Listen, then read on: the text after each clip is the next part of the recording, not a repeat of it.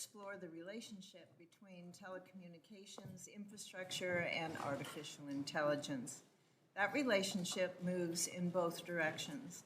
AI requires low latency and high bandwidth networks, but AI has real potential to make networks more efficient and secure. This hearing is not intended to be a referendum on the merits of artificial intelligence. Around the world, however, our allies and adversaries are jockeying for AI leadership. To position the United States for ongoing economic and security leadership, the U.S. needs AI-supportive and AI-enhanced networks.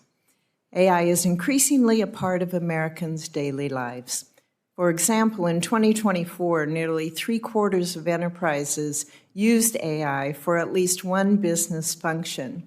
In 2025, more than half of Americans reported using generative AI. These trends have been accompanied by a surge in demand across networks, and AI adoption is only expected to grow. Most enterprises are still scaling their uses of AI, and many individual AI uses are for basic search functions. As AI use and downstream applications of AI continue to grow, demand for reliable, high-speed, high-capacity networks will also grow. Today, we will explore how the rapid adoption of AI has impacted existing network infrastructure. This includes the new demand that AI has added to networks. We will explore how widespread AI use has forced networks to evolve, requiring more capacity and more complex designs so that AI can run efficiently on those networks. We will consider how government providers and other industries are responding to that demand. Private companies have invested hundreds of billions of dollars in network deployment in recent years. Various federal broadband programs have also provided billions to support targeted network deployment and maintenance throughout the country. We will review obstacles to AI-supportive networks. Opaque regulations and lack of coordination should not get in the way of network deployment, of network development, and the many downstream applications it enables. And finally, we will consider how AI can be used to improve our networks. Zooming out from the technical questions, we must also ask a more fundamental question. Why must our networks be prepared for AI? First, America has a geostrategic imperative to make sure our networks are the best in the world. Now more than ever, we cannot fall behind in developing the most resilient and secure networks. Second, to reap the full economic benefits from AI and other rapidly emerging technologies, many of them are promising, and we need reliable connectivity for individuals and enterprises all over the country. This is not connectivity for the sake of just checking a box or hitting a milestone. Nebraska's hardest to reach communities include farms and ranches that are at the leading edge of connectivity-based ag solutions.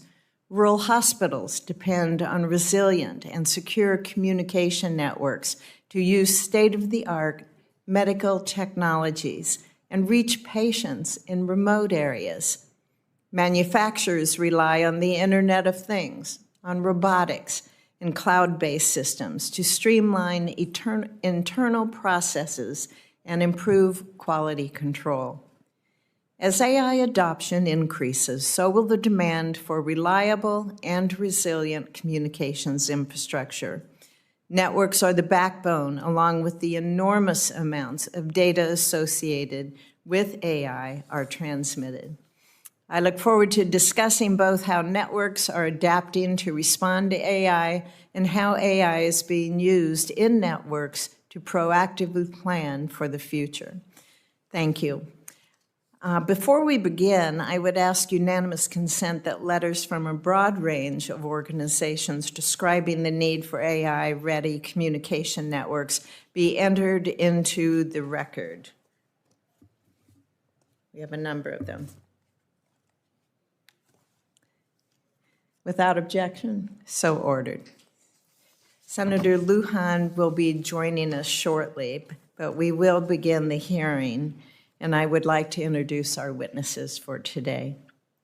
Our first witness is Jonathan Spalter, President and Chief Executive Officer of U.S. Telecom, the Broadband Association, a trade association representing the broadband providers and communication companies that build, operate, and secure networks essential for America's AI economy.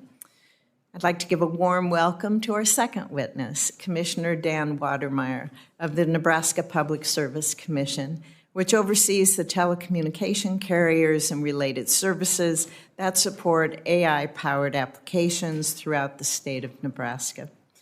Our third witness is Bob Everson, Chief Architect of Provider Mobility at Cisco, where he leads the design and development of mobile network platforms and end-to-end architectures that enable AI-driven communications networks.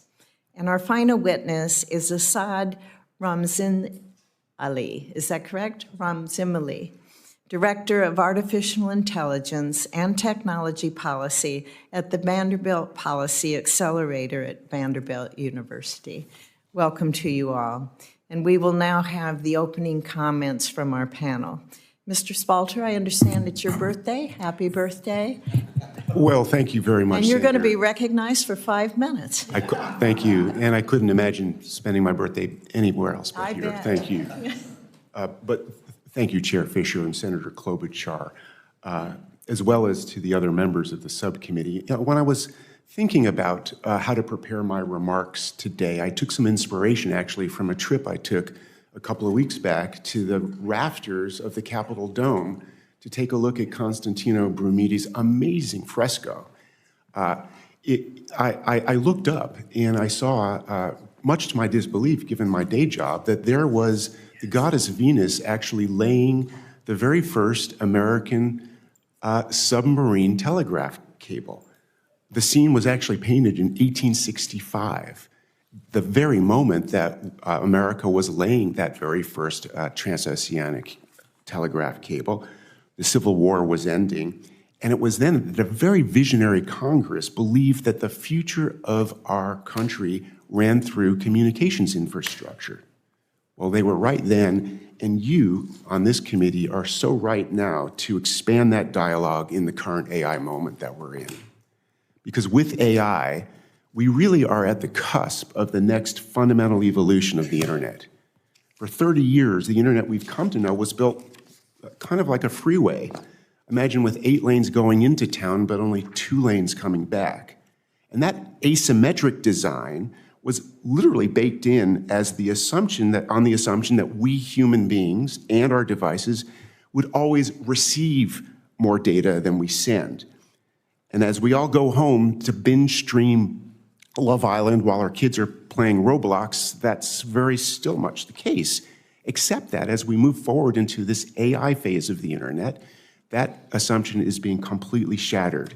Now the machines and sensors all around us require massive capacity to carry data both upstream and down, which fiber broadband uniquely is suited to do. Other technologies we know are working to expand their upstream capacity, but fiber doesn't have to, it never had to. It was built for this era with near limitless capacity and low latency in both directions. And this is why satellite and wireless and Wi-Fi and other technologies that might become available in the connectivity landscape will always hand off their traffic to fiber as quickly as they can to take advantage of its massive capacity and low latency. And it's for this reason that fiber broadband really is the circulatory system of our AI-enabled innovation economy. Thus, for us, the biggest barrier to getting AI-ready connectivity to every community isn't technology, it isn't investment, nor is it our will. We're ready. It's government, specifically permitting, waiting months, even years for permission to connect more communities to broadband. So our asks today are very straightforward. Pass the Close the Gap Act, the RAIL Act, and the Accelerating Broadband Permits Act so we can get our shovels and our fiber network in the ground and connect more of your communities to make sure that they too are going to be part of our AI future. And let me emphasize this point. Without permitting reform to speed up fiber network deployment, not just AI, but our whole innovation economy is at risk of being put on ice. And nowhere is this more true than in rural America, as you rightly pointed out, Chair. The communities that need us most are those where your actions today can make the biggest difference. In 1865, Congress looked at a single telegraph cable on the ocean floor, and they saw the American future. We were optimists then, and we must be optimists now with a healthy dose of pragmatism built in as well. So the question before us, I believe, as a society, is not do we stop or continue? It's the question that has been perpetually asked by innovation, and one that we've successfully answered. How do we proceed responsibly in ways that will most fully benefit everyone? And that is the task before us. America's broadband providers, to a person, look forward to working with you. And on behalf of all of you as telecom member companies, I really thank you for the opportunity to be here today on my birthday. I look forward to your questions. Thank you, Mr. Spalzer. We have been joined by my dear friend and colleague, Ranking Member Senator Lujan. Did you have comments that you would like to make at this time? Madam Chair, thank you so much for putting this hearing together and to the witnesses for being here. I look forward to the testimony. Thank you, Ranking Member. Commissioner Watermeyer, you are now recognized for 5 minutes for your opening comments. Good morning, Chair Fisher and members of the committee. My name is Dan Watermeyer. I represent Nebraska's 1st District on the Public Service Commission. I appreciate the invitation to speak to you today about the future of AI technology and opportunities, and also the challenges it offers to Nebraska and on a national scale. The Nebraska Public Service Commission is dedicated to the advancement of broadband funding. Since the early 2000s, we have administered Nebraska Universal Service Fund, which now supports the development and maintenance of broadband-capable networks at 100 by 100 speeds. We have also administered the Nebraska Bridge Program and the federally funded Capital Funding Projects Fund, which over the course of the last few grant cycles, the broadband deployment projects have fueled a competition to build over 20,000 unserved and underserved across the state. Over the past 5 years, we have been fortunate to receive federal and state funds. I am excited to see how this enthusiasm will grow as we develop new AI tools. AI could become a tremendous support for our agriculture producers and already has. Precision agriculture tools are fantastic ways to conserve water, monitor livestock health, and target applications of fertilizers and pesticides, saving money and protecting the environment at the same time. These AI-powered tools are the future of agriculture, but we need reliable, universally stable, and available broadband in order to use them. As adoption of and reliance on AI technology increases, it will become even more important to ensure that all Americans have access to reliable, high-speed broadband networks. We need to ensure that rural Americans are not left behind on this. Technology moves forward. For the average citizen, AI technology is only useful if they have access to broadband connectivity. We must continue funding rural build-out, or this technology simply won't be available for all who need it. I also want to mention the importance of fiber build-out, as my partner here mentioned. While we recognize that many technologies may be able to deliver broadband to our citizens, our commission has focused on fiber development for a few reasons. Specifically, first, scalability. Not every technology can easily meet the FCC's current 100 by 20 technology threshold. Meanwhile, fiber optic networks can greatly exceed these speed thresholds and are capable of meeting our needs into the foreseeable future.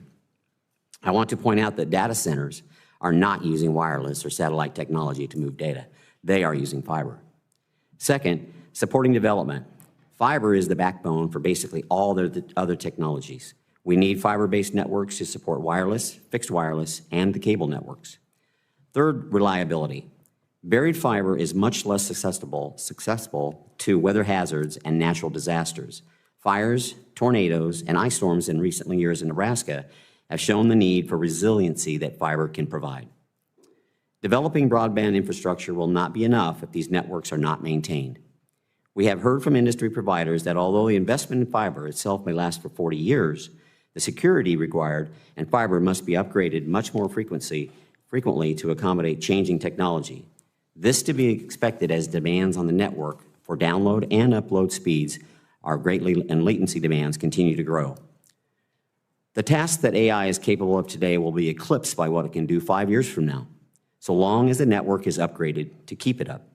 For that reason, I want to emphasize that new build-out must be as future-proof as possible in the face of developing technology. Chair Fisher and members of this committee, I know that you recognize the importance of maintaining broadband networks. Hopefully, it is clear that AI technology is dependent on those networks.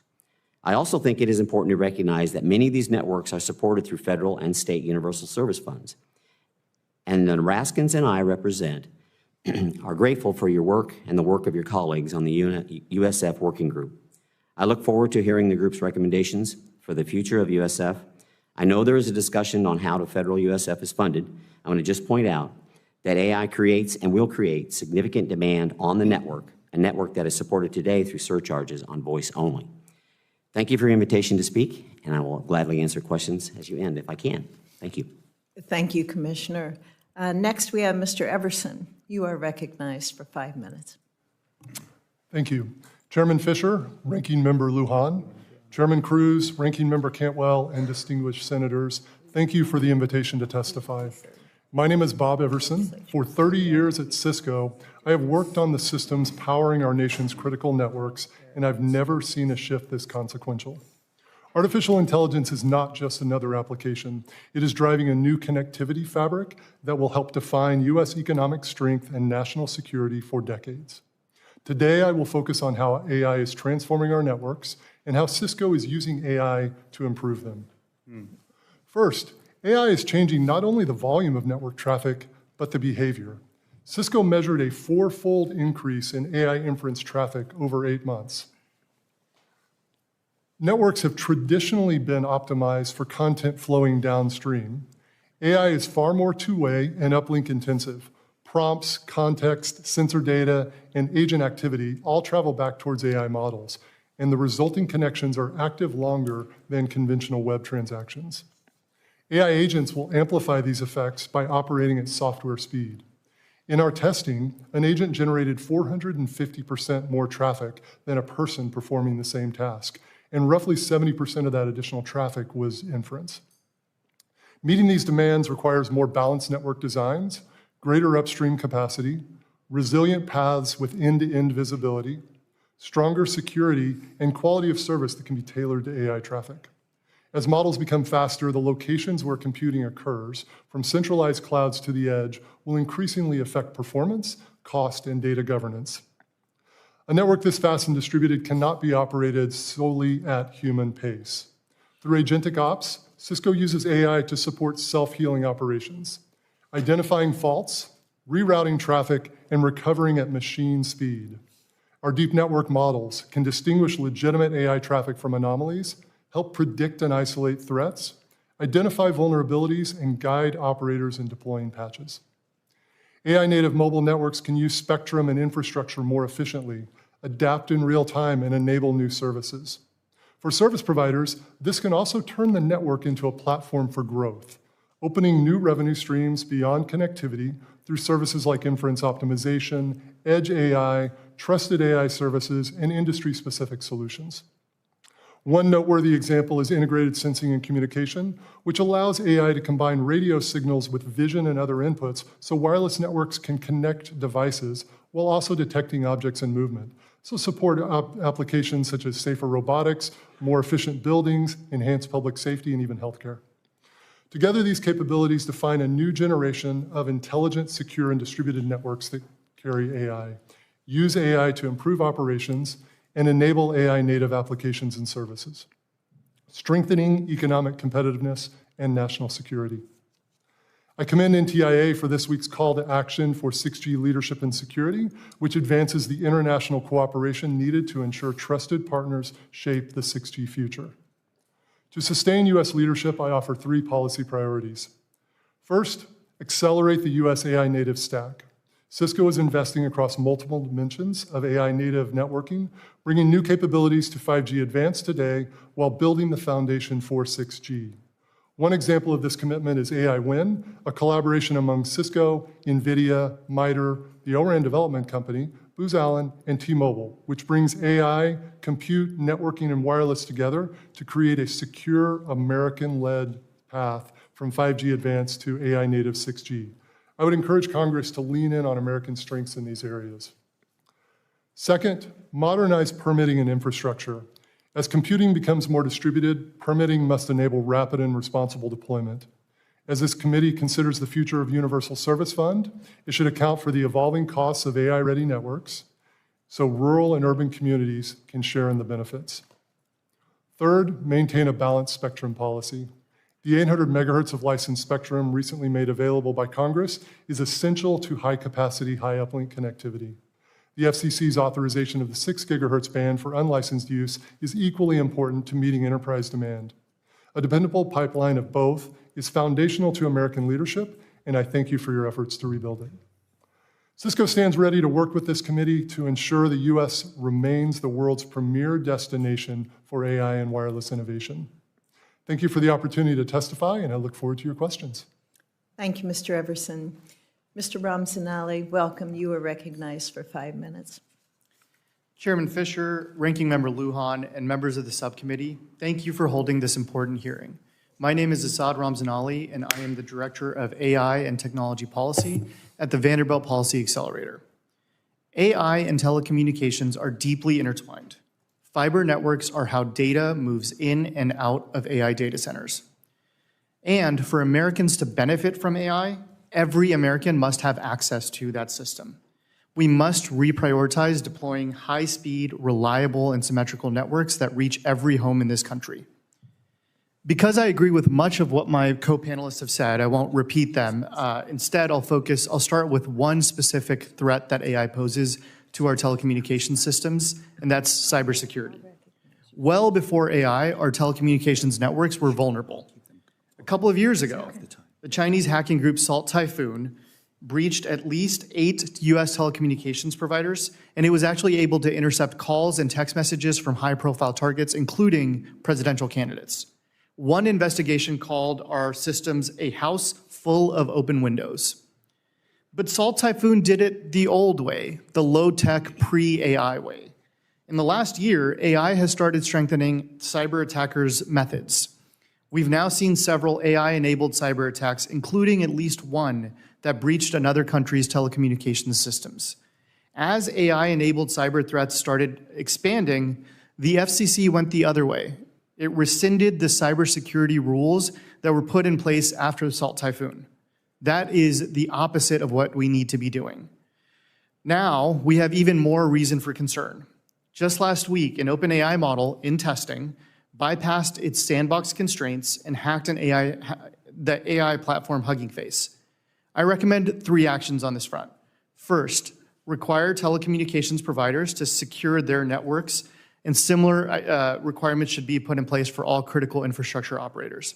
Second, mandate pre-deployment testing of leading AI models.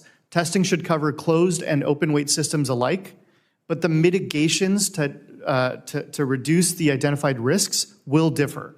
This should not become a ban on open weight models. Open weight models are critical for competition, for research, and for cybersecurity. Third, this committee should open an investigation into the OpenAI Hugging Face incident. I'll now use the remainder of my time to talk about how America's history with telecommunications, almost 2 centuries of history, can actually help inform the AI governance debates of today.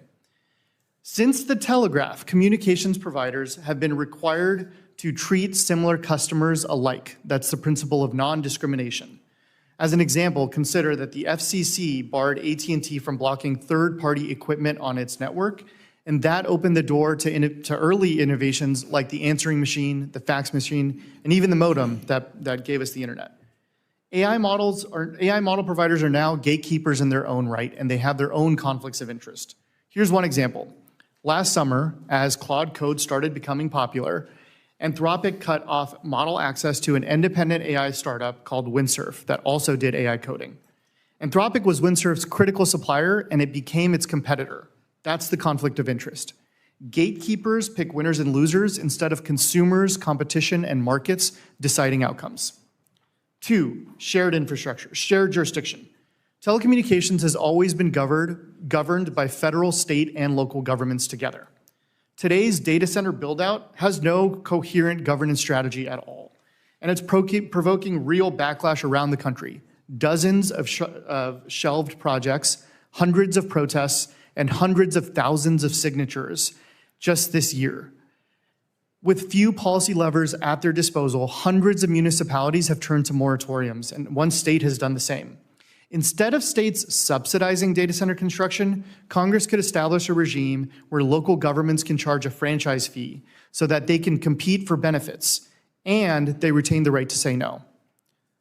Finally, telecommunications is also instructive in the form of overspending on infrastructure that leads to bubbles. Today, trillions of dollars of investment are chasing tens of billions of dollars of AI revenue. This is more than the country has spent as a relative share of GDP than on the Manhattan Project, the Apollo program, the electricity build-out, or the interstate highway system. The financing mechanisms involved are also troubling. There's circular financing, which happened during the dot-com bubble. There's private credit, which Jamie Dimon has warned is full of cockroaches. There's special purpose vehicles, which Enron famously used. And there's asset-backed securities, which we all learned about in 2008. This committee investigated the financial engineering that enabled the dot-com bubble, but it did so after the bubble burst. In this instance, we can start those investigations now. There are myriad other things to discuss in the AI debate. I tried to focus on the infrastructural aspects of it. I thank you for holding this important hearing, and I look forward to your questions. Thank you, sir. I would like to recognize Senator Lujan for his questions at this time. He's bouncing back and forth with different obligations this morning. So, Senator Lujan, you are recognized. Madam Chair, thank you so very much for that. And to all of our panelists, thank you for being here, and everyone that's tuning in. I'll start with a simple yes or no question. Mr. Spaltner, can AI be transformative for the people in America if they do not have access to broadband networks? No. Commissioner? No. Mr. Everson? No. Mr. Ramzanali? No. The $42.5 billion BEAD funding appropriated by Congress has been called a once-in-a-lifetime investment in connectivity and reliable, high-speed access across the country.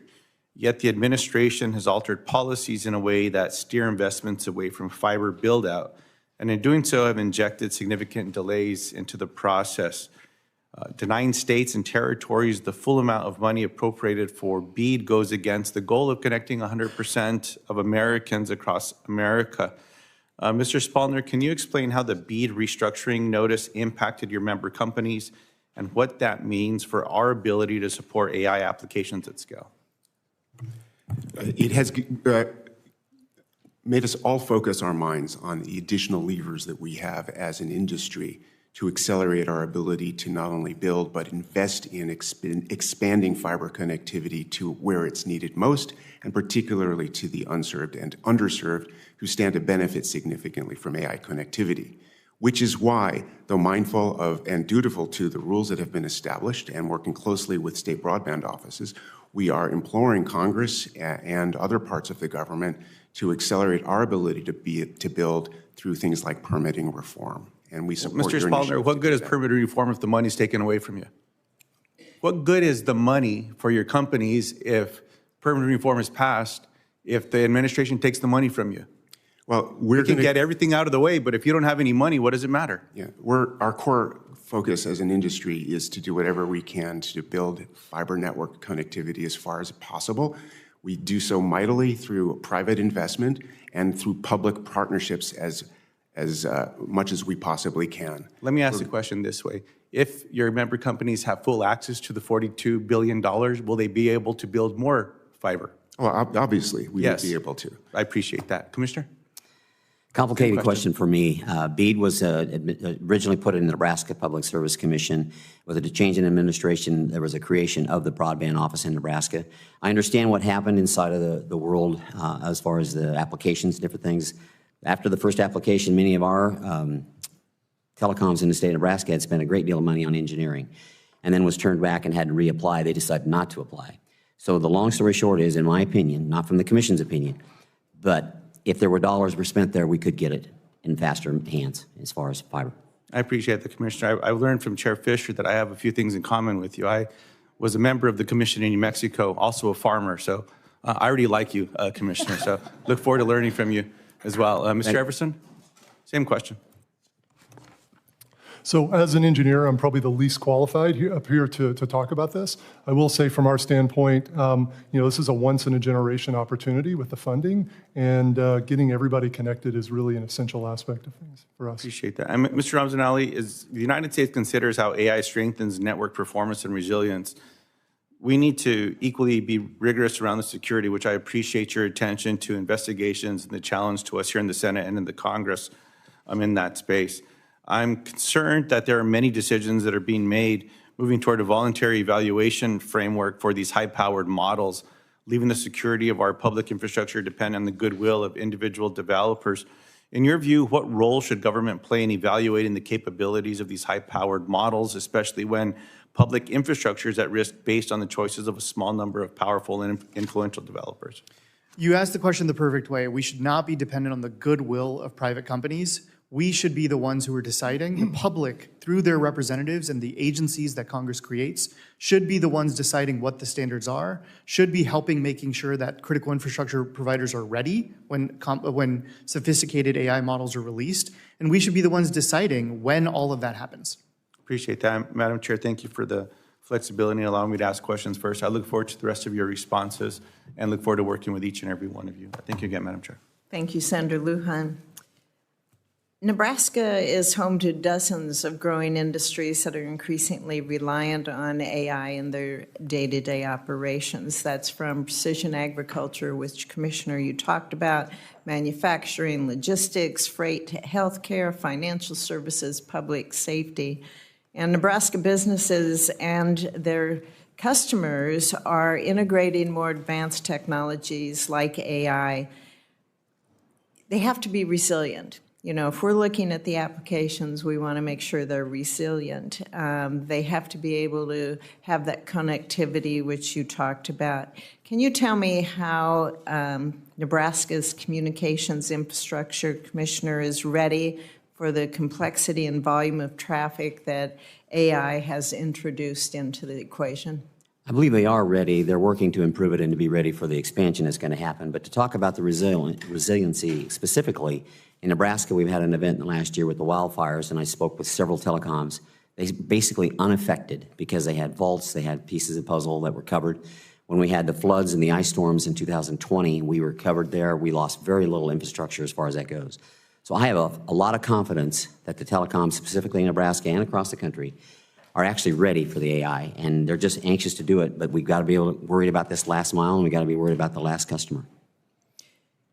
Do you think these customers are going to have that connectivity, that they're going to need to compete in sectors like manufacturing and agriculture? We've heard it takes that fiber. What are we looking at here when you have the basics involved with AI and how that's going to be available? Infrastructure isn't the same on every city as it compares to the rural areas. And in your home, I know in Merritt, in the counties where you live. We have the infrastructure there for manufacturing, which will be much easier. We have the infrastructure there for the first step in agriculture, someone's office, their home. But when we're going to talk about going over the hill with an autonomous vehicle, or we're going to talk about going over the hill to look at something specific, on my farm, I specifically use satellite and drone imagery to look at weeds, to look at different things. It tells me quicker than I could ever be there. We have that technology, but the next step is what I worry about. And I think the telecoms are ready, but I just don't think we're going to have the connectivity to the last mile, the last animal, the last acre like we'd like to have. Can you tell us how important the Universal Service Fund and Nebraska's Universal Service Fund are to ensuring that rural communities have that connectivity so that they can participate in the AI economy today and into the future? That's critical. I mean, the Nebraska Universal Service Fund has what we considered partnered with the federal fund. We watch with the dollars that they receive federally and the programs they receive. We try to match and fill those gaps Nebraska has actually reached, and my philosophy is on everything I've done in the legislature or in the commission is all about infrastructure. I would like to spend $1, but not just have it help or serve one individual, but see how it helps the overall infrastructure of the country, the county, the city, right, the entire world, really. Because that's the key for me when I think about building this infrastructure, is that it's not just going to help one individual, but if we can do that, we will actually help infrastructure for the whole country. We all know infrastructure is an investment in the future of our communities and our country as well. Mr. Spalter, many of your members utilize Universal Service Fund as well, so I put that question to you. How important is the Universal Service Fund to be able to have that connectivity to rural communities that need to, not just want to, but that need to participate in an AI-centric economy? And I would add they must participate in an AI-centric economy, and one of the accelerators of that is a reformed, thoughtful USF program that can keep pace with the changes that we're seeing in our network and the needs of the communities that it's designed to serve, which is why we are very grateful for your service as chair of the USF Working Group, along with Senator Lujan, and we're going to do everything we can to support your work to ensure that every community can get the fiber infrastructure they need, maintain it, optimize it for the long haul so that we can actually deliver AI's benefits to every community in the country.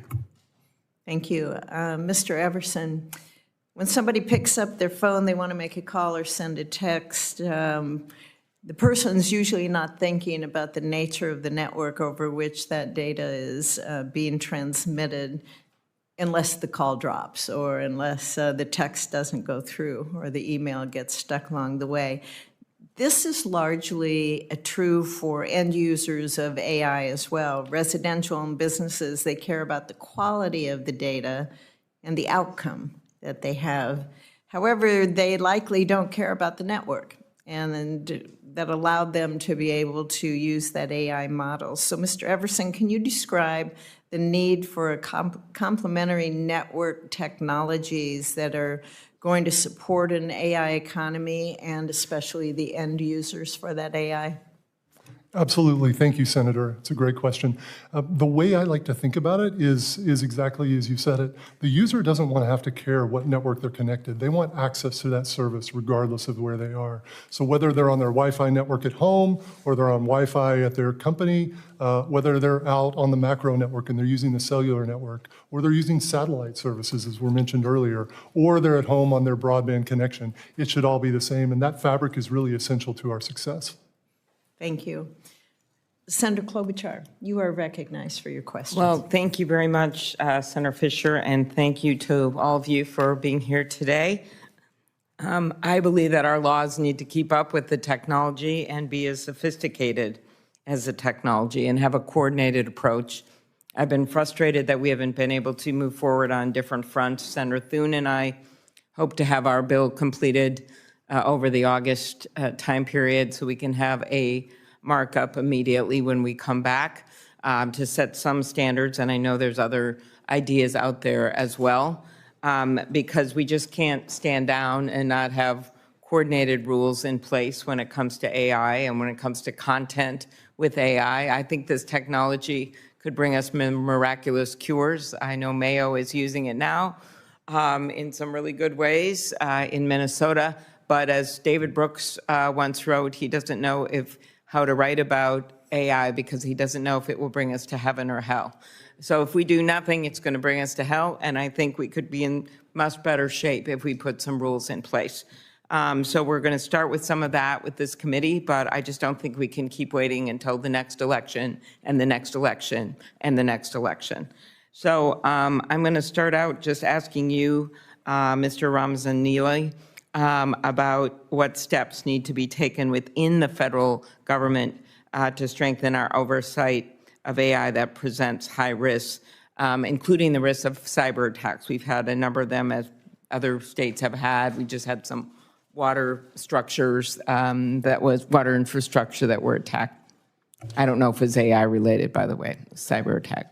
I appreciate your question and your long leadership on so many of the issues that AI governance includes. To answer the narrow part of it, which is how do we think about cyber and those kinds of risks, To me, there's two parts of it. You have to harden the infrastructure that critical infrastructure operators have, and you have to require pre-deployment testing so that the government and critical infrastructure providers know the scope of the threat and can mitigate risks.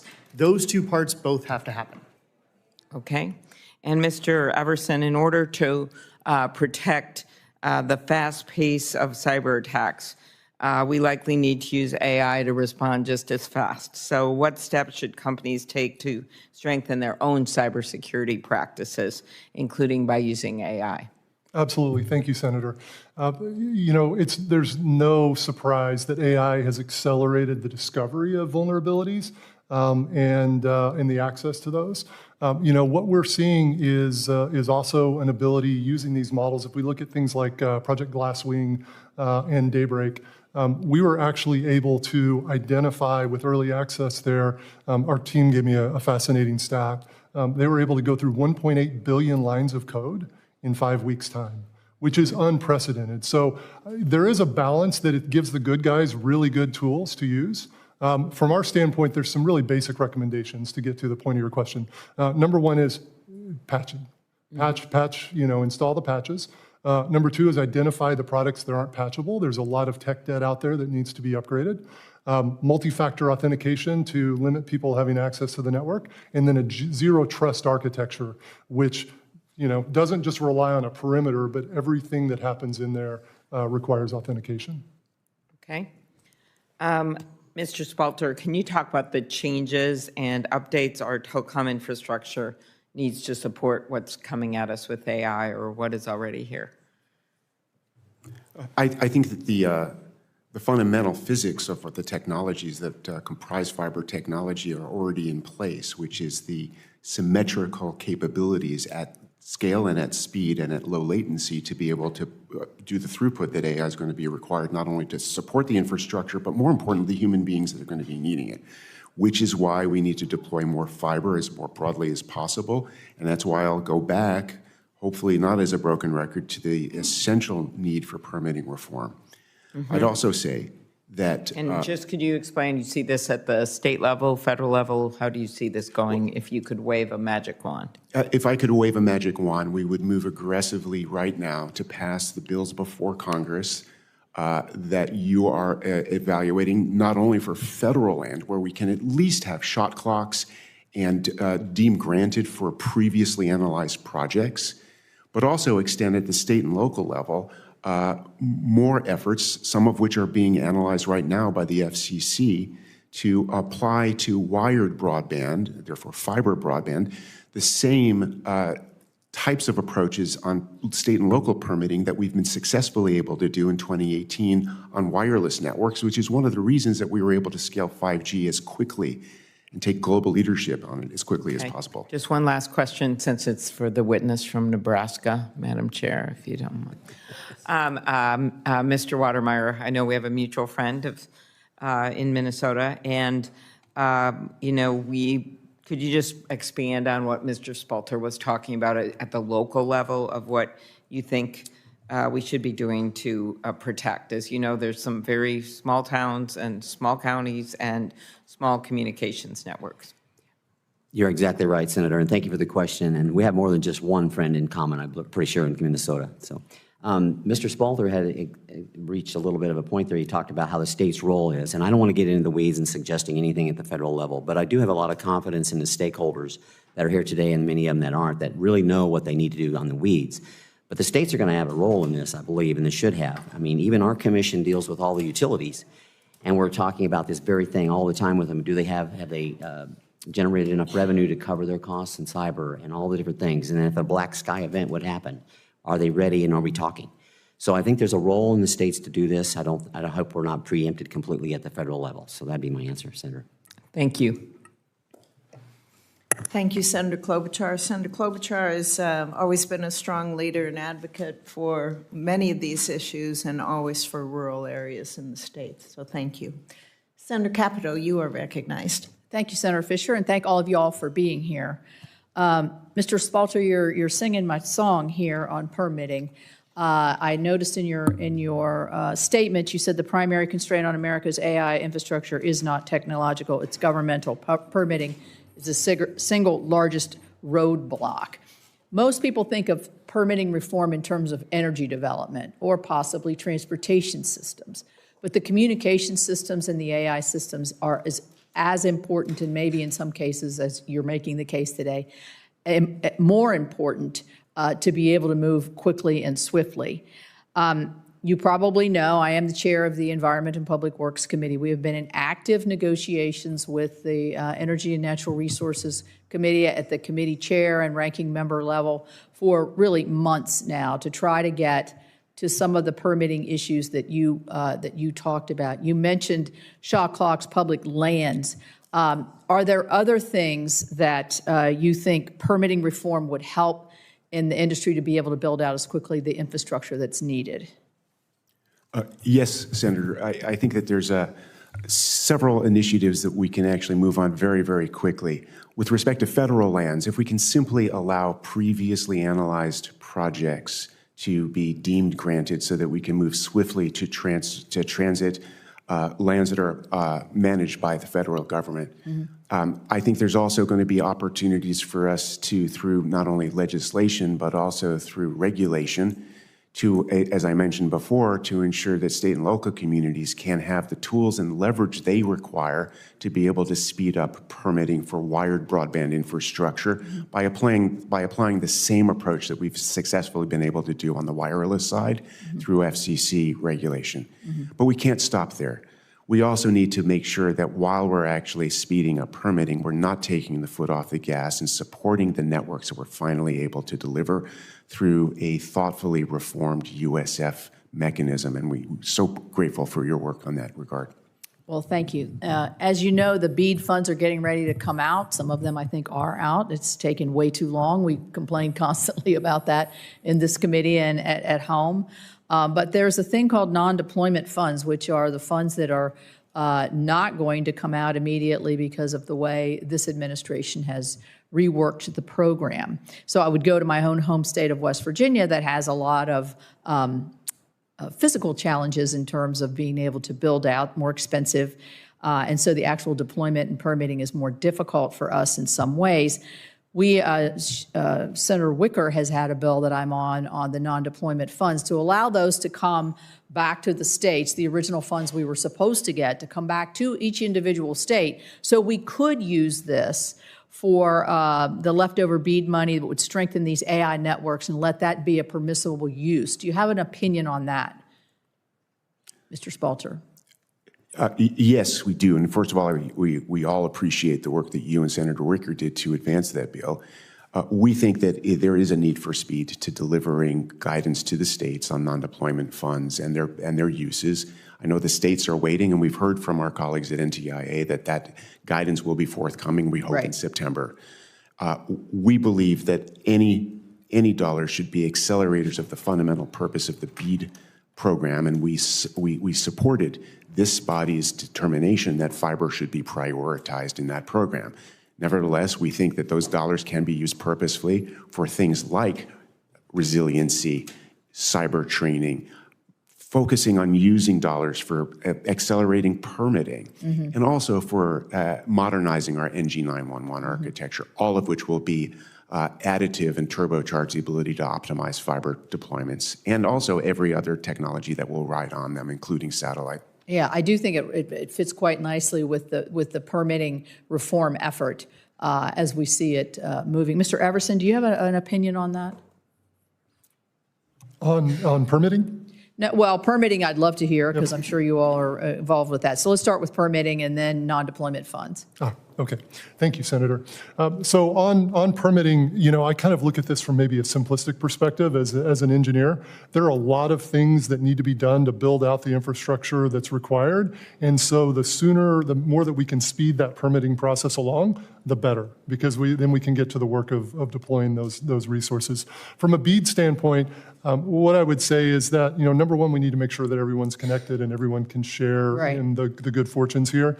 And so we want to see that. And then if there's any funds left, we'd love to see that invested in the resiliency and security of these AI networks. All right, thank you all very much, and I look forward to hopefully having that permitting reform bill across the line. Thank you. Thank you, Senator Capito. Senator Rosen, you are recognized. Well, thank you, Chairman Fisher, and I want to thank you and Senator Lujan for holding this hearing. Witnesses, thank you for being here today. I want to talk a little bit about AI networks and fiber, because we've heard from witnesses today how important high-speed, low-latency connectivity is for AI networks. So, Mr. Spalter and then Mr. Ramzanali, what are the biggest barriers you see to our network infrastructure meeting the moment on AI? I can begin. Well, thank you for that question, Senator, and it's good to see you again. I think the primary barrier that we have to accelerating the AI opportunity, not in terms of only its scale and development at the infrastructure level, but as importantly, its ability to actually have a positive impact on human beings, Nevada and beyond, is the perennial challenge that we're still facing on sluggish permitting. The question isn't whether we get the approvals, it's the delay and the time that it takes. And there are many levers that you have, Senator, to actually pragmatically and thoughtfully accelerate the ability for us to get the permits that we need to build fiber broadband into your rural and other communities. Thank you. Mr. Ramzanali? I'll agree with that and add that when I look at it from the highest level perspective of the network, the failures are that it doesn't reach all of the people in Nevada and around the country. It needs to reach rural communities. It needs to reach low-income communities. We need to make sure that the highest communications networks are available to everyone. Thank you. I appreciate that shout out for Nevada, because we're the 7th largest state and the most mountainous state in the lower 48. So getting out to those deep rural communities is particularly important. And I want to just say I agree with my colleagues, because we hear about the issues with permitting in Nevada. More than 87% of our state is federal land, 87%. And under this administration, we've unfortunately seen unprecedented cuts in staff to the federal agencies that approve the permits for telecom networks across federal land. Agencies are understaffed, under-resourced. Many don't have the technical resources to act more efficiently. So, Mr. Spalter, with this environment in mind, will you continue to work with Congress to support federal agencies and make the permitting process more efficient for projects with limited, if any, environmental impact, like many telecom projects? Absolutely. The number of horror stories that we've heard about federal land permitting are incredible. It's almost like you can sit around a campfire with a flashlight under your gaze. And 87% of public land, it is really, talk about sluggish, it just stops us. But the good news, though, is that you have very solid legislation to advance more thoughtful, pragmatic, common sense permitting, and that there are efforts, and we are talking to the agencies about extending things like categorical exclusions for previously analyzed projects. There's more that we can do, but there is a fierce urgency of now in getting it done. Thank you. And I'm going to talk a little bit, too, now about network cybersecurity. Because network intrusions, we know they're increasing, and of course with increasing AI sophistication and use by, well, everyone, our networks are going to be more and more vulnerable to sophisticated cyber attacks. So what I really want to ask is that, to Mr. Ramzanali, how do we avoid a comprehensive and undetected cyber attack across our networks, like what we saw with Salt Typhoon? I think that's a great question. Salt Typhoon was pre-AI. It was low-tech. They used stolen passwords and equipment that wasn't updated. The way to think about this is, as I said earlier, the two sides of the coin. We have to harden our infrastructure. The cyber defenses have to go up, and that means enabling critical infrastructure operators to use AI to their defense. But it also means pre-deployment testing on AI models so that we know what the threats that are coming look like. Thank you. And would you agree that we should really be staffing up and strengthening CISA, our cybersecurity infrastructure security agency that helps to protect that public-private critical infrastructure? I completely agree. Without a fully staffed government that has agencies like CISA, but also the Cyber Safety Review Board, there's many parts of government that need to be strengthened and given the capacity to deal with today's moments. Thank you. I appreciate that. And I just want to ask one last question to Mr. Spalter. what can Congress do to help ensure the lack of network capacity does not widen the digital divide as AI tools become more integrated into everyday life? We're seeing it every day. What suggestions do you have for us? Three. One is to ensure that we can move forward on thoughtful, swift permitting reform.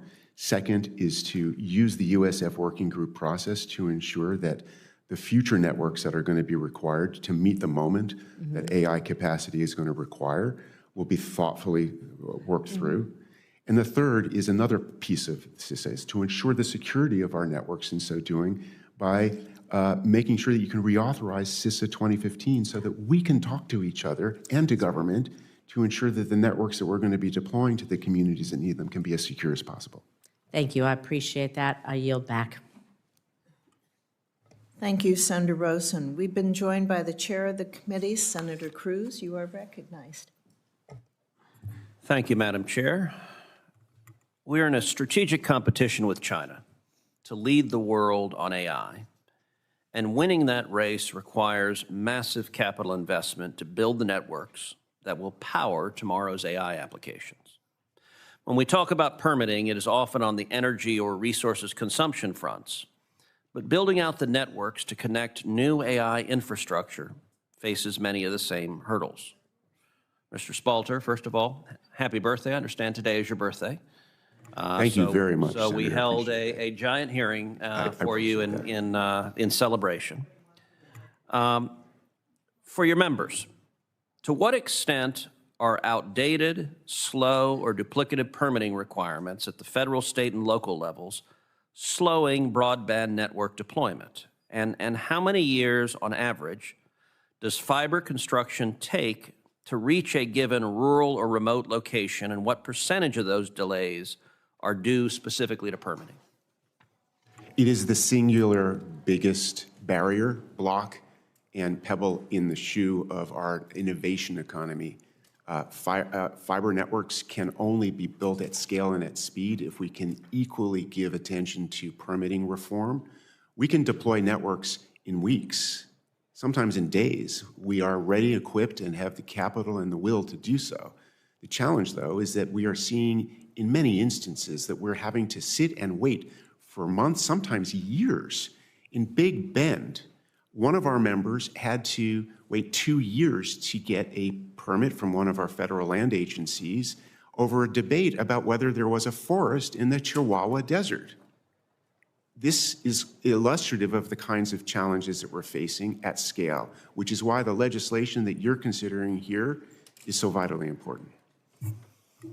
Well, thank you, and I can verify firsthand there is no forest there. Mr. Spalter, in addition to new builds, your members are investing heavily in upgrading their existing networks to keep pace with growing data traffic. Are permitting delays slowing those upgrade projects as much as new construction, or are these bottlenecks different from what you see with greenfield deployment? Permitting delays are an equal opportunity offender. We are seeing both for new projects, but also for upgrades, where simple projects that will require simply replacing literally a strand of fiber can sometimes be delayed for months. We've seen that in states like Utah, where we could easily establish new approaches, either categorical exemptions for broadband, stepping forward to allow previously analyzed projects that have been previously permitted to proceed on a deemed granted basis. These are simple, practical, progressive solutions that actually can allow us to move forward as a nation and not allow the Chinese to get out in front. Well, I hope your words prove prescient, and I hope that they foreshadow bipartisan agreement to get this done. Let's shift. Mr. Everson, beyond network efficiency and resilience, how are Cisco's AI-driven networking technologies helping your carrier customers differentiate their service offerings in a competitive marketplace? Put differently, are you seeing AI create new service offerings rather than just providing faster or more resilient networks? Thank you, Senator, and I'm so glad you asked this question because this is one of the exciting things about this. As AI shifts from primarily training dominant to more inference dominant, there's a huge opportunity for telcos to play an important role besides just carrying the bits. And so we see them providing services in the tokens generation side of things. One of the exciting things we're doing with AT&T in our home state initially is we built out a service offering called AI Grid, where they're actually serving AI capabilities, AI models, and AI outcomes from their network to their enterprise customers. So it provides low latency, very high secure services and allows them to move up the stack to deliver value. And what does this mean for economic growth and for jobs? It's actually a really fantastic story for that because now they're able to move up that value chain, deliver more value to their end customers. It makes the employees more efficient, more effective with these AI models enabled there, and will drive growth. AI workloads and use cases range widely, from optimizing networks to powering machinery on factory floors to enabling real-time diagnostics at rural hospitals. Each demands something different from the network. There's no question that fiber is a wonderful technology under ideal circumstances. But given how long build-outs would take at a nationwide scale, putting all of our eggs in that basket would leave many innovative network use cases, not to mention entire regions of Americans relying on them, waiting for years until shovels broke ground. Mr. Everson, can you speak about how embracing the full toolkit of network technologies available today, including fiber, but also wireless, satellite, and others, will enable greater connectivity and access to AI across all America, not just in data center hubs, and on a faster timeline than a fiber-only approach? Thank you, and I couldn't agree more. You know, as I mentioned earlier, but the user shouldn't have to care where they're connected or how they're connected. They should get the same level of service. That requires this fabric of cellular connectivity, Wi-Fi connectivity, fiber connectivity, satellite. All of these need to work the same. Okay, final question. Mr. Everson, Cisco has visibility into network traffic patterns across the industry. Based on what you're seeing, is the 800 megahertz spectrum pipeline and the Working Families Tax Cut sufficient to meet the U.S. carriers' 6G capacity needs? So number one, thank you to everyone for the 800 megahertz. That is enormous. And a global imperative, but obviously a domestic imperative. I think what I would say is it's a great start and a significant chunk and merits further evaluation after that. Very good. Thank you. Thank you, Senator Cruz. Senator Blunt Rochester, you are recognized. Thank you, Madam Chair, and thank you also, Ranking Member Lujan, and thank you to the panelists. Mr. Everson, AI applications are becoming more integrated into everyday life, from education and healthcare to businesses and manufacturing. And as they do, Americans will increasingly depend on broadband networks capable of handling the demand.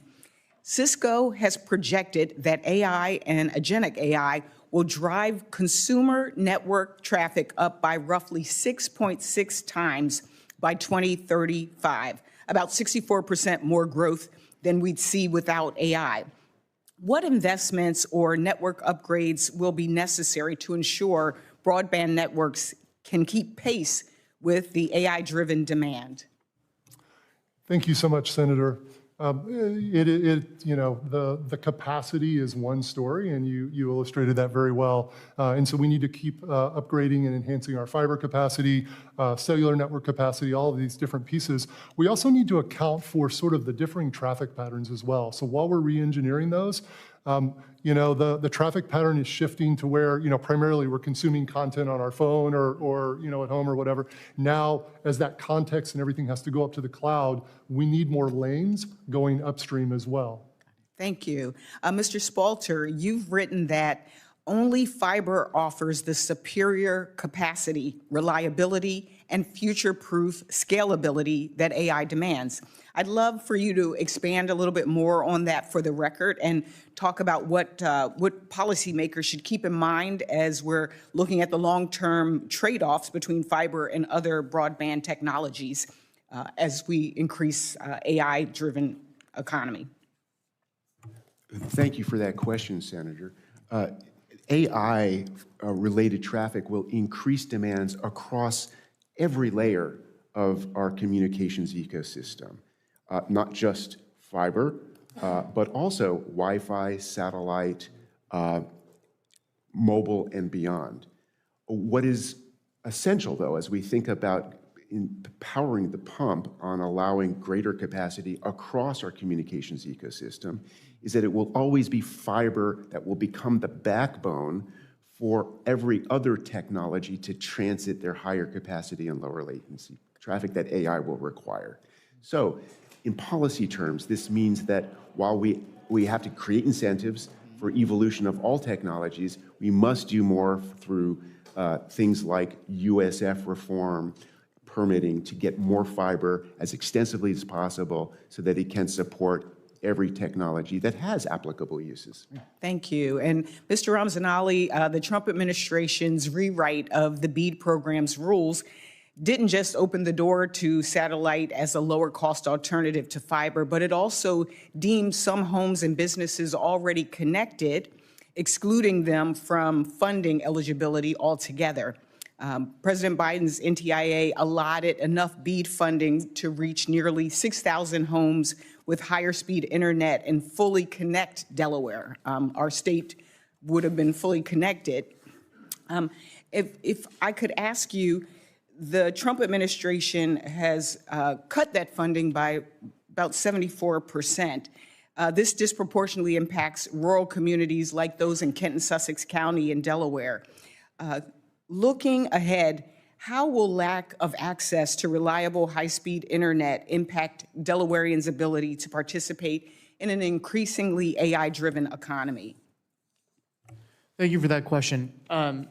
If we don't connect those thousands of homes in Delaware that are not connected, it means that they're missing out on the economic benefits of not just AI, but the access to the internet.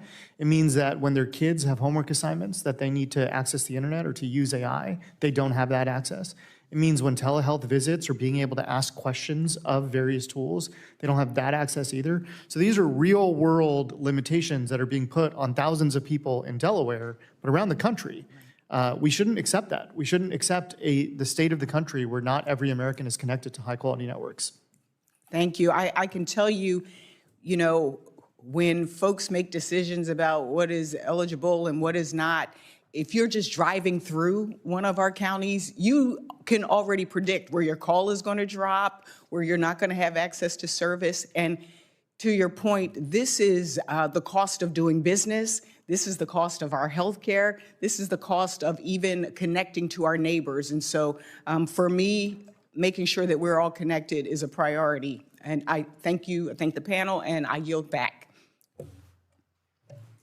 Thank you, Senator.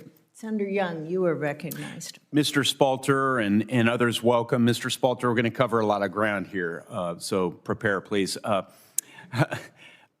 Indiana just landed a quantum tech hub under the CHIPS and Science Act, and our state is poised to play a critical role within the nation's quantum corridors, it's called, with significant investments in both quantum computing and artificial intelligence.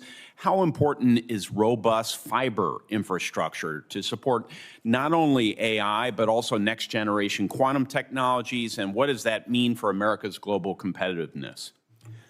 It is not just indispensable, it's existentially important to not only the success of the quantum corridor, but to our ability to scale next-generation quantum networks in such a way with speed that we can actually outpace our very well-funded and determined competitors, including the Chinese. We just yesterday had a webinar with the director of the White House Quantum Coordination Office, and we explored exactly what are going to be the policy levers that can accelerate our ability as a nation to win, including in Indiana. And that's going to be about prioritizing more fiber build-out and policy mechanisms that can incentivize it, including permitting reform. And so we are really eager to work with you on passing various bills before this committee to get that done.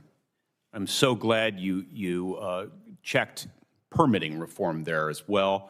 I will say, and I advertise this to all that will listen, I think we're very close in terms of bipartisan coalition. I think it needs a nudge from the powers that be to get it across the line, maybe make some principled accommodations, but I think we're close to enabling that golden age the president talks about.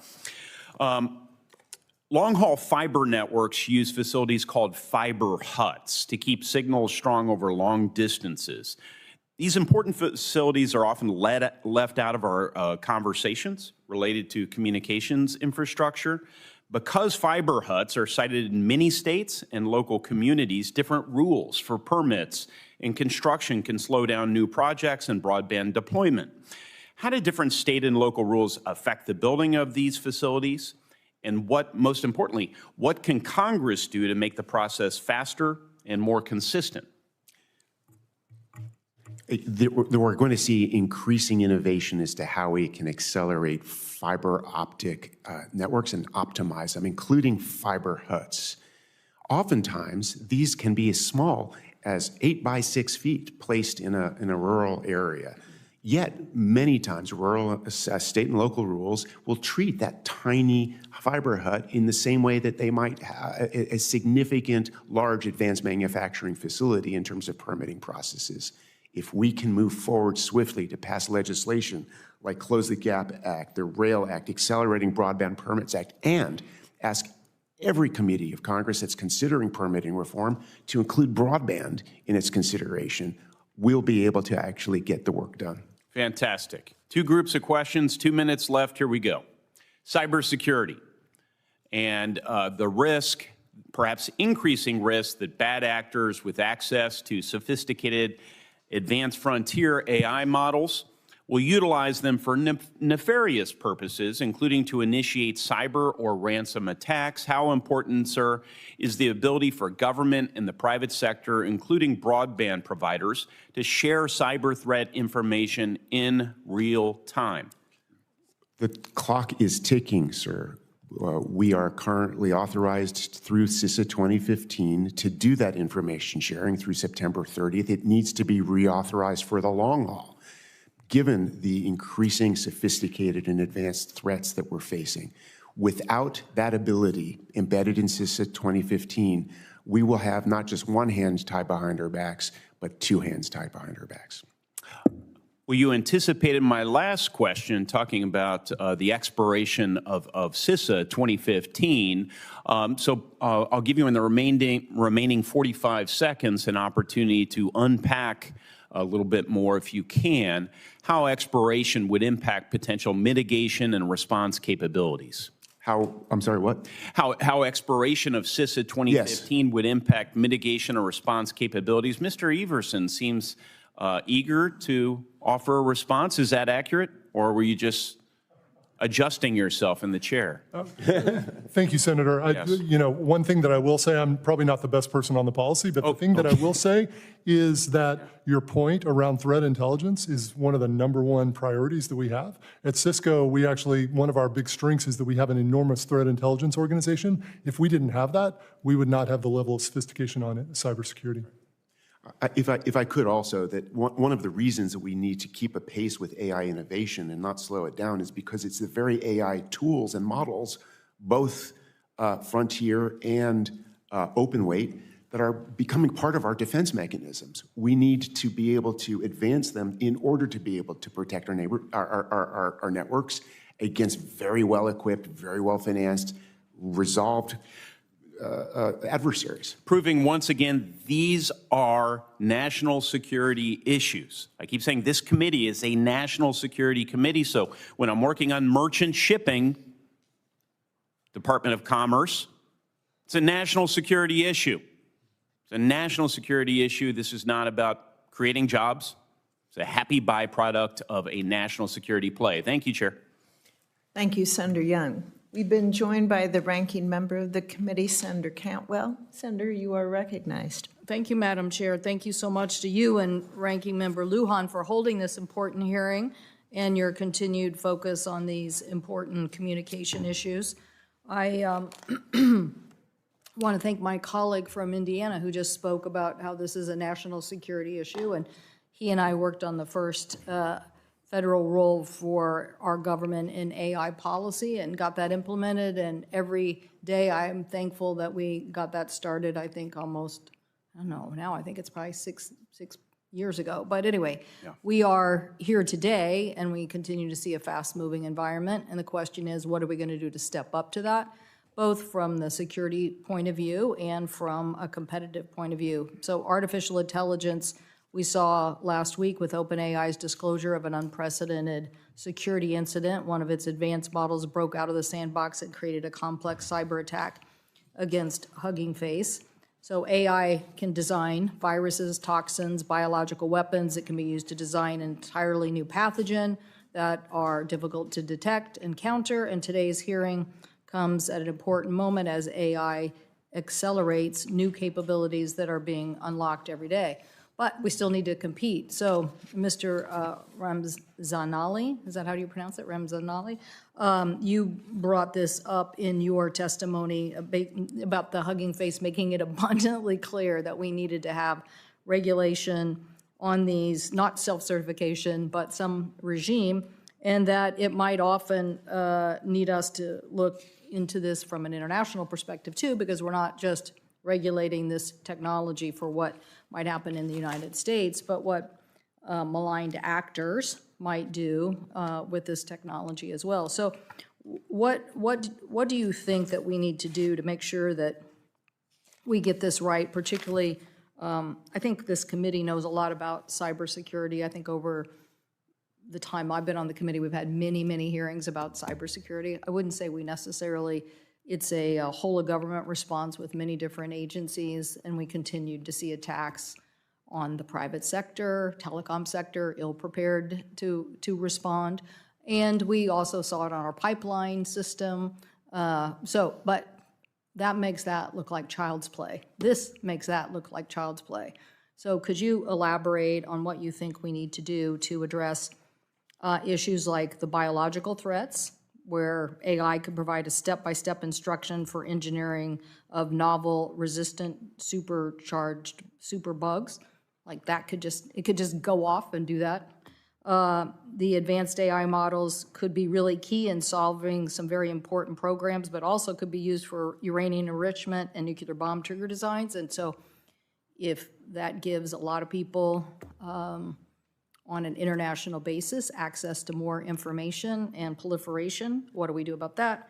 And then just on this cyber security model that, again, very familiar coming from a very big software state. We all know that software can be buggy, but now we're not talking about buggy software. We're talking about software that writes itself, goes attacks systems, creates big holes. It's almost like it's a chemical itself in the kind of damage that it could be doing corrosively within our cybersecurity network for safety, and we wouldn't even know about it.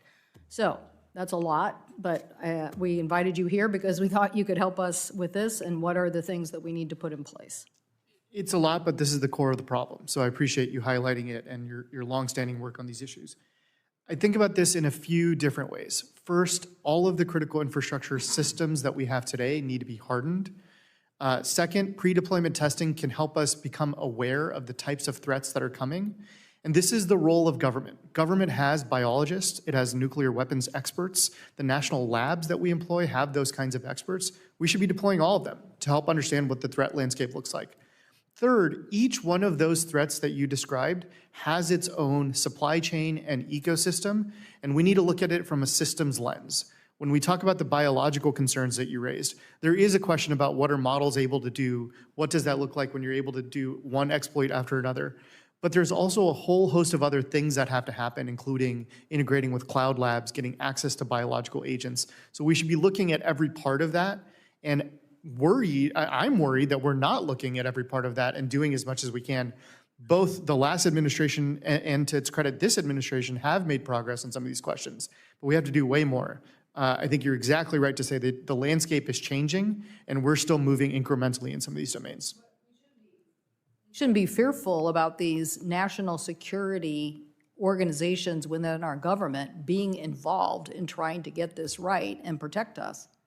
Is that correct? I think some people are proposing there's like this self-certification model and we just have to go fast. I think And this, I think what we have to go fast on is all of us coming together on what are the right security layers to protect our citizens and our nation and to advance our competitiveness. And so that often does take some of the smartest people within our federal government, particularly when you're dealing with some of these biological or nuclear weapons. That's exactly right. The scale of the problem we're talking about when it relates to safety and security is not commensurate with a self-certification voluntary regime. We don't put up with massive safety national security concerns with paperwork being the response in any other domain.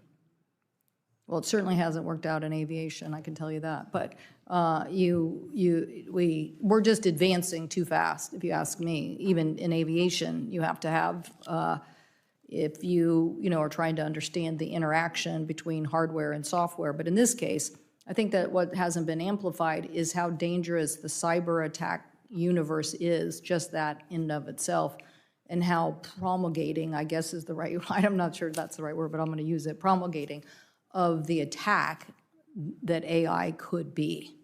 It could be quite significant on its own, going through a system. It would be incredibly disruptive to our lives if we have to consistently worry about AI-based cyber attacks disrupting banks and hospitals and telecommunications systems, because that's just happening as a regular part of our life. We should not accept that future. We should try to avoid a future where those kind of attacks become commonplace. Well, I don't think we've quite got the cyber regime correct yet today, because we are still seeing attacks and a lot of personal information still being exposed. And I think we continue to want to work with our telecom industry to make sure they're making the investments that keep us going. But I see I'm over time, Madam Chair. Could I go on one? How do you suggest that what areas do you suggest we engage on an international basis to get an international regime? What areas would you suggest? The international part's the hardest. That's where there's going to be diverging interests that we have to figure out. One of the oldest existing international organizations we have is the ITU, which started as the International Telegraph Union, because we needed to come together to figure out a system that works for a technology that doesn't respect borders. That's where we are today, and the threats are much bigger and the issues at play are much larger. We do have to figure something out. There was a lot of work done in the last administration. This administration is doing a lot. All of those feel insufficient. So I think we need to rethink how we approach this and start from what are everybody's interests. And I do believe there are shared interests in safety and security. I agree, but I think we have to think about some of these non-proliferation regimes that existed and how they functioned and what we have to do here as well. And so we'll look forward to more questions. But thank you for this very important hearing. Appreciate it. Thank you, Senator Cantwell. Senator Lujan and I are going to ask just a couple more questions before we close the hearing. Artificial intelligence has really presented a new array of challenges and opportunities for networks, and one challenge is the change in the profile of network traffic that AI has prompted. AI is not just a new source of network demand, it's also a new type of network demand that is diffusing throughout our networks here in this country. So, Mr. Everson, could you describe how and why AI is not just adding demand to networks, but it's also changing the traffic profile, the traffic patterns networks are seeing? Yes, thank you, Senator Fisher, and it's a great question. I'd love to expound upon it. With AI, traditional networks were designed really for kind of serving content downstream largely. There's some symmetrical nature to it, but to a large extent, the predominant traffic is downstream. When you're using AI, part of the value of AI is what you feed the model to give you a good answer back. So it's called context. It's whether it's videos, photos, sensor data, maybe just a bunch of text that you need to feed up in there. And it kind of goes back and forth. In an agentic world, that agent may go back and forth multiple different times to seek from different sources. And so it's changing the traffic pattern with more upstream, because you have to send more up to the model, wherever it is, whether it's at the edge of the network or whether it's in a central location. And it's also changing the persistence and the length of time of these transactions and the traffic pattern substantially. how are networks adapting to accommodate those changes? When you look at the different patterns, that new type of traffic that's out there, how's it working? Is it working well? Are you having issues with it? Where does it work, and where are you pretty ill-equipped, I think, maybe at this point in time, too, to handle all that? So the good news is that we're still in the early days of inference, and so the impact has not been as extreme. Now, the bad news is that obviously it's growing very, very quickly there. There are different mechanisms, and so we've talked a lot about bandwidth and the need for fiber and the need for spectrum and licensed spectrum to allow for more uplinks. There are also mechanisms that the operators can put inside of their networks to help sort of offload or diminish that traffic requirement, where they can be involved in the inferencing chain, serving tokens, maybe with intelligent direction of requests to different models, and maybe by hosting some of that inside their network. So I guess I would say we have multiple tools in our toolkit that we're working through, and I think they're all going to be required. Okay, thank you. And Commissioner Watermeyer, what opportunities do you see for AI to improve emergency communications while making sure that our dispatchers remain at the center of the critical decisions that are going to be made when we have to have an emergency response? You talked about the wildfires in Nebraska, the bomb cyclone, the flooding, a lot of weather events that our emergency responders go through. So what do you see there? Well, thank you, Senator, for the question, because Nebraska does administer the underlying network of the 911, and we are really concerned. We're just at the edge of converting everything over to the next gen. AI is going to help in that in every single capacity. And even at the local level, it's going to help the training process. It's going to help the decision-making, and the tremendous amount of data that we are collecting when we switch to the next generation is going to be, AI is going to play a big part in that. Thank you for the question. Thank you. Senator Lujan. Thank you, Madam Chair. Mr. Everson, I want to pick up where Chair Fisher was asking some questions about traffic. As everyone's highlighted today, networks are built for traffic predominantly to come down, not to go up with AI. I appreciate your response to Chair Fisher about existing technologies. Those are Band-Aids. Traffic patterns are going to change dramatically. They already have. And we're, in the United States, networks are still being built predominantly for download with very little up. In New Mexico, I pay, I won't say the company, for certain speeds, and I don't get them, which is also the problem in most parts of America. I think there's a bunch of crooks out there that should be held accountable, and there should be penalty on companies that are not delivering the speeds that they're promising people. I have a bill for that. I'm not introduced it yet, but it's coming. So for all the companies that are in the room today and that are listening, if you're stealing from people, I'm trying to be better with my language, stop it. And if you know that your networks are going down and you're taking from people, refund them. Give them money back. That's not my question to you. What are the implications if the United States continues to build out networks that predominantly are built for download as opposed to the requirements that we're seeing with the uptake with AI and other information with the flow going up? Yeah, thank you, Senator. Plain and simple, we have to change, right? We need to get more symmetrical in the network architecture, in the underlying infrastructure, in the fiber access, in the broadband, in wireless. And so that plain and simple is part of it. There are tools as we get into AI, where AI is going to make the network more efficient. We're developing agentic ops where the network can be more flexible and adaptable. But if it doesn't have that underlying infrastructure, that underlying backbone, then it doesn't work. And Mr. Spalner, my colleague from Indiana was asking some questions pertaining to quantum. We also know that as a result of faster speeds today, that also increases the likelihood that deep fakes, people that are out there doing bad things, preying on our loved ones or ourselves, are able to do it at an increasingly pace.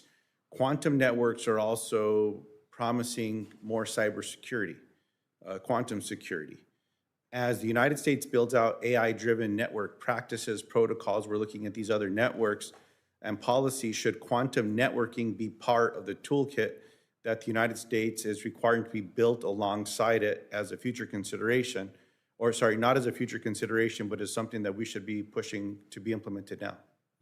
The answer is absolutely yes. I think that as we're envisioning the future network and the future needs that the network will support, including the types of traffic patterns, but also use cases that quantum will deliver, we need to begin that work now, not just in terms of the technology evolution that we're seeing in the labs and now transferring to commercial uses, because other countries, particularly China, is advancing those efforts as well, but also in terms of our thoughtful ways of developing legislative and regulatory frameworks that will prime the pump on allowing us to deliver the promise of quantum so that on the long term, we can do things like USF reform. We can do things like make sure that we are prioritizing all incentives possible, including permitting reform, to get more fiber and its symmetrical speeds, and particularly importantly, its low latency measured in the single digits of milliseconds that fiber networks will be able to deliver for our quantum future. I appreciate that. And Mr. Everson, in one of your responses, I think to the chairman of the committee, you said something along the lines of people, users, may not be too concerned about how they're connected as long as they're connected to fast speeds. Should users be connected if they're connected? It's a loaded question. What I mean by that, Mr. Everson, is if people are not connected, I think people should care about that. There are people across America today that don't have access to the internet. Some because there's no connection, there's no offering, others because they can't afford it. And I appreciate what I believe I've heard from everyone about their support for USF reform. I would call it USF modernization. With all the work, with all the thoughtfulness that has got into this space, my question I have two closing questions here is, one, do you believe that USF modernization is needed and that the United States should adopt it and that Congress should act? Mr. Spalter? Absolutely, yes. And we appreciate the work that you're doing and you're doing, Senator Fisher, in advancing that project. Commissioner? Certainly, and I have a good question, Senator Lujan. I think about the network in the United States. It's like the interstate system built in 1956. Yeah. 50,000 miles were built under cooperation, no private partnership necessarily. We need to be there, and I think USF really needs to be modernized, as you mentioned. And we're primed for it now. I think the communities and the citizens are ready, and they want to support it. Appreciate that. Mr. Jefferson? Yes, thank you, Senator, and thank you for the clarification. Yeah, I think USF has been an essential resource and something that we need to continue to look at and modernize for the AI era. Appreciate that. Mr. Ramzanali? Yes, and we need to continue to focus on its effects on low-income consumers and how they can be supported.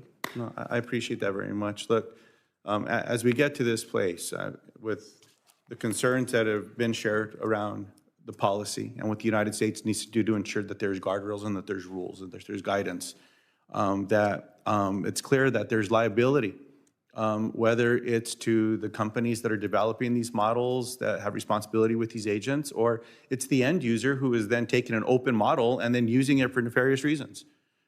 There needs to be liability somewhere so that people don't do that, whether it's criminal, it's civil, or it's both.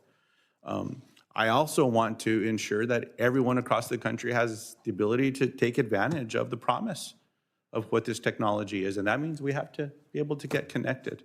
And so I hope that we can preserve the investment, that we can see USF modernization, that everyone involved, including the FCC, does good rather than bad, that we move things in a positive way as opposed to rolling rules back that make it harder for everyday folks across the country. And Madam Chair, I want to commend you and the staff for this important hearing, for all the panelists that are here today. This is so important. I hope we have more conversations in this space and that good policy comes out of these conversations. So just applaud you for your efforts. Thank you. Thank you, Senator Lujan. As I said earlier, it is a joy to be able to work with you on these issues. You're very informed, you're very passionate, and we agree on many, many issues. So I'm feeling positive on what the outcome's going to be. I would like to thank all of our witnesses for their testimony here today. Senators will have until the close of business on August 6th to submit questions for the record, and then the witnesses will have until the close of business on August 20th to respond to those questions. This concludes today's hearing, and the committee stands adjourned.